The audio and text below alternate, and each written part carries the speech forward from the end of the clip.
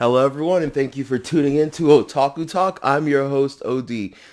In this video, we'll be discussing Chapter 301 of My Hero Academia. My Hero Academy or Boku no Hero Academia.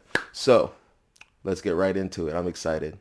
頑張れそう頑張れ諦めないで口笛吹きさ歩き出そうよ Going now. Alright, guys. So, in this chapter, we delve deeper into the background story of Endeavor, his family, Shoto, and most importantly, Dabi, right? Or Toya. Sorry, had a brain fart for a second. So, man, this was a tear jerker of an episode, right? So, basically, we get into how all of this started from when they got married to when they started having kids. Now, to all of us who have been reading this series for a while, it's no surprise we knew that Endeavor was intentionally, let's say, breeding kids. I don't mean to make it sound inhumane, but that's exactly what I mean to do because he was literally breeding kids. He is so obsessed, and like I love this aspect of it and how it translates to real life because you have parents like this who aren't personally successful or happy with their life, and so they force certain things on their children or their generation. And so that's what we have here, where I don't know if at an early age he decided that he can't compete with All Might, and so that he was going to create kids that could, but that's what seems to happen. So we start off the chapter with him meeting, is her name Ray, his wife for the first time. Apparently this part was interesting. They used to be, a well-respected clan. So I'm wondering what that means. Did they have some kind of falling out?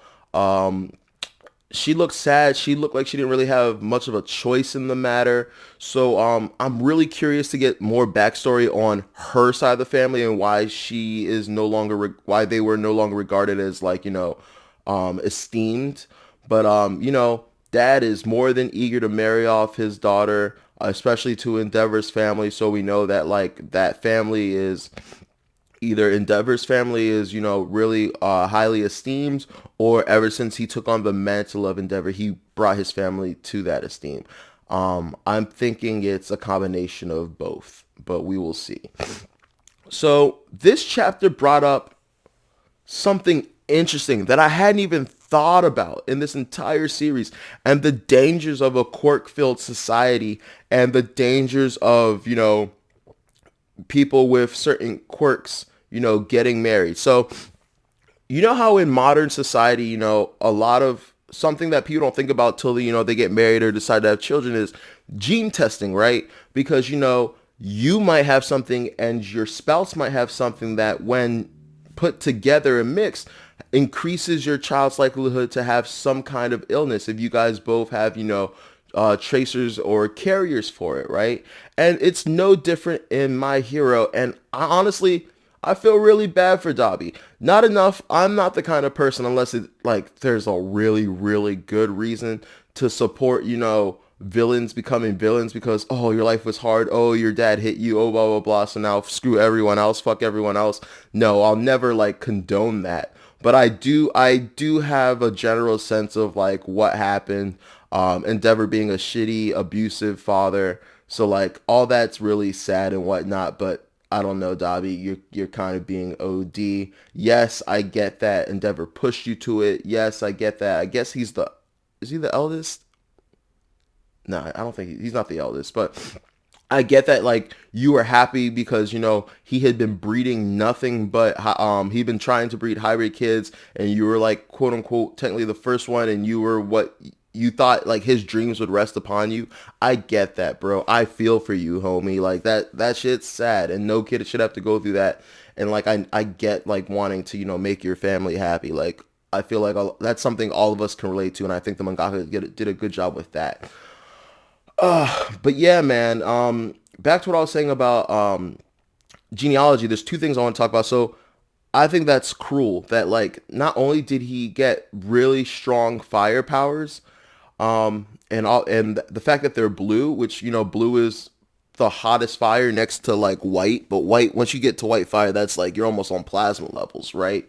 I used to have a theory, by the way. I know everything goes back to One Piece for me, but I used to have a theory that Ace, even though like Ace is dead now, so it would have to be Sabo, that like his awakening would either be blue fire because blue fire is hotter, or possibly even plasma because plasma is like the hottest. That's the peak of heat, and then he would go back and beat Akainu. Unfortunately, that's not going to happen because Ace is dead. But there's still a chance with Sabo. Except I don't think it'll be Sabo either because he seems to be a lot more hockey reliant, which the series is more focused on.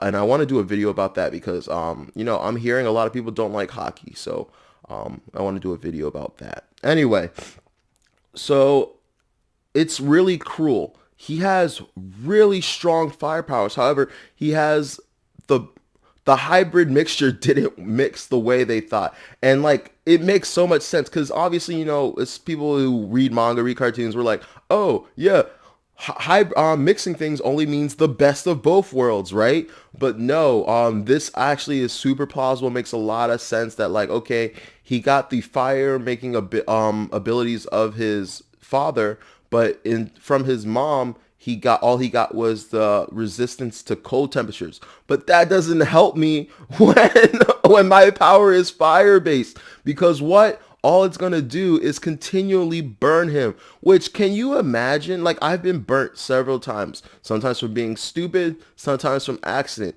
Being burned hurts, and I've never like been consumed or engulfed in huge flames. It's always been like, oh, I touched something hot here, I held my hand over fire here, like something like that. It's never been like huge massive flames, and this dude is doing that every single time he uses his power. He's putting his life at risk. He's burning himself, he's dehydrating himself, he's hurting his cells. It's awful, it's terrible. And just like they came to the conclusion, you can't use your powers. But there's no way Toya was trying to hear that, because in his family, your powers are what make you like worthwhile.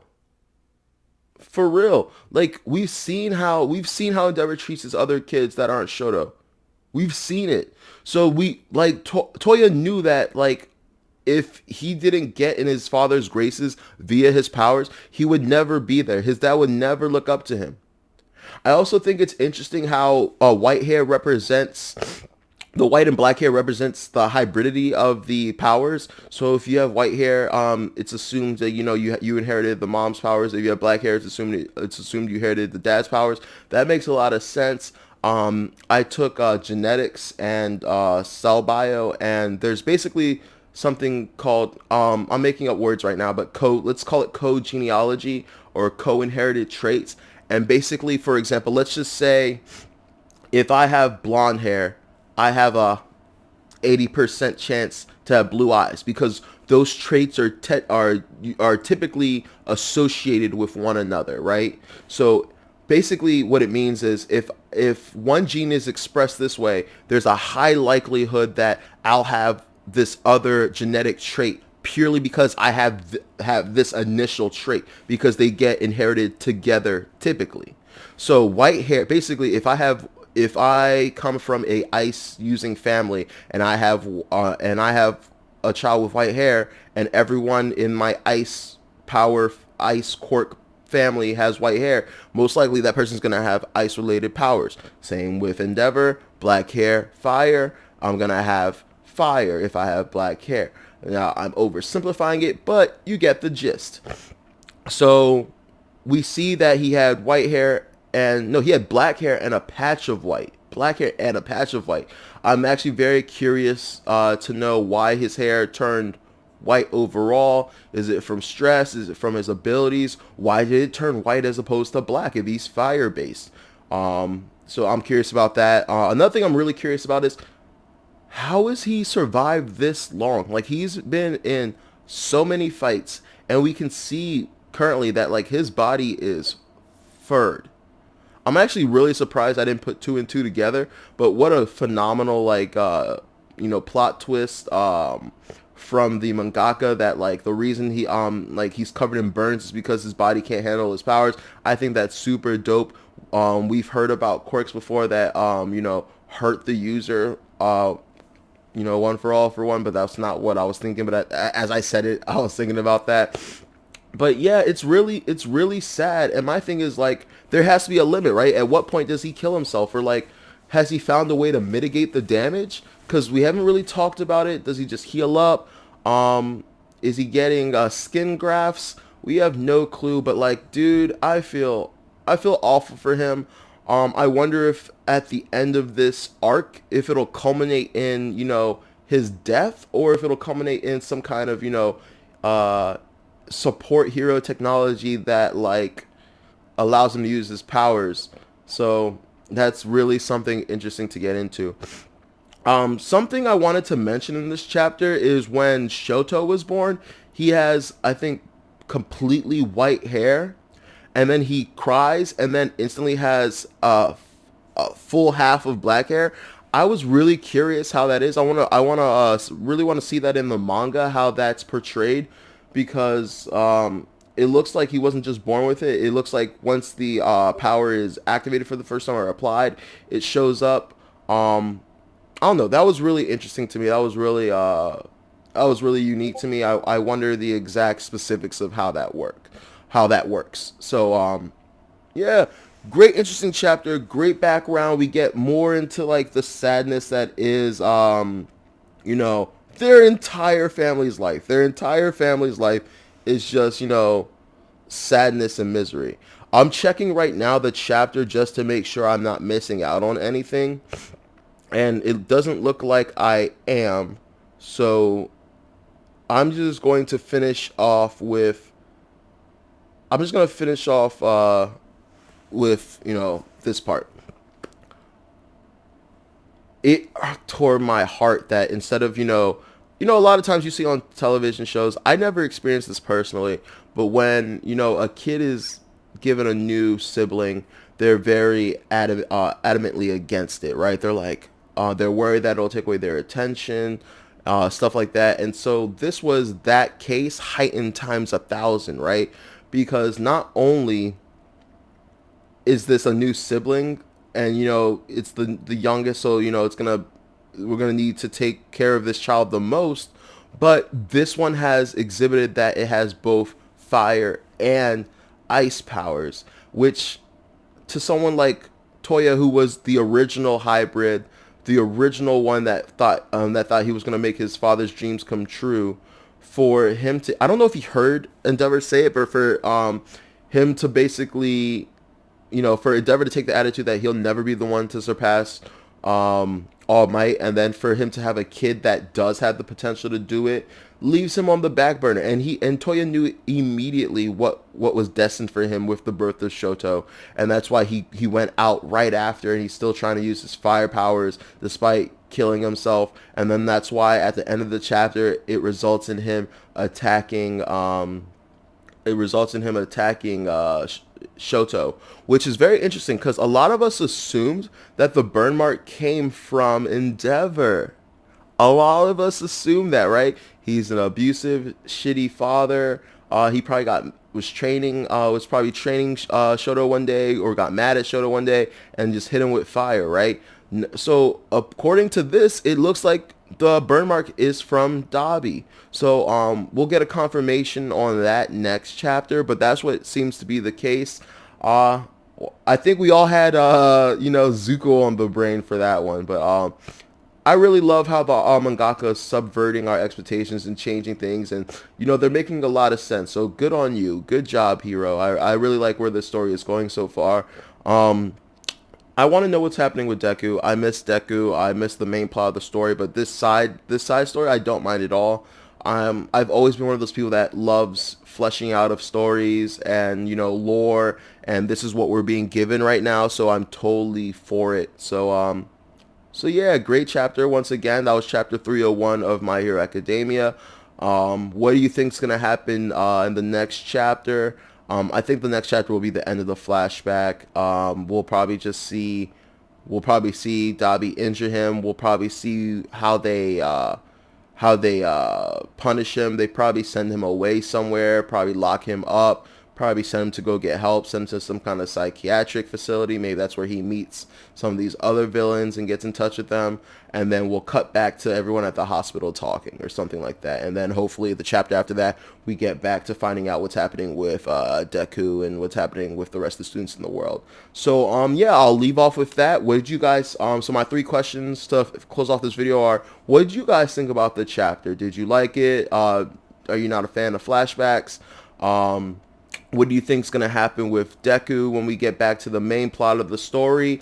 And finally, a really big question. I actually really want everyone to answer this question in the comments, please. What do you think Shoto's superhero name is going to be? Because for a while I was really scared that everyone's name was going to be their name. So I thought, like, you know, Midoriya's name was going to be Deku. I thought Shoto's was going to be half hot, half cold. And I really thought that Bakugo's was going to keep that stupid explosion, murder god, whatever stuff. But then since the drop of Dynamite, which, by the way, phenomenal name, works well with his power. Also, you know, it gives props to All Might. I think very clean name. You know, I've heard, in, you know, the obvious names are like, you know, Freezer Burn and Icy Hot and all that shit. Those aren't bad names, but I was wondering if his name, just like Bakugo's related to All Might, would relate to Endeavor in some way, but then you can't really do anything punny with the ice and the hot. So yeah, what do you guys think his superhero name will be? Because thanks to Bakugo, we do know that these are their names currently are placeholders. So yeah, guys, thank you for watching. Please like, share, and subscribe. And yeah, take care.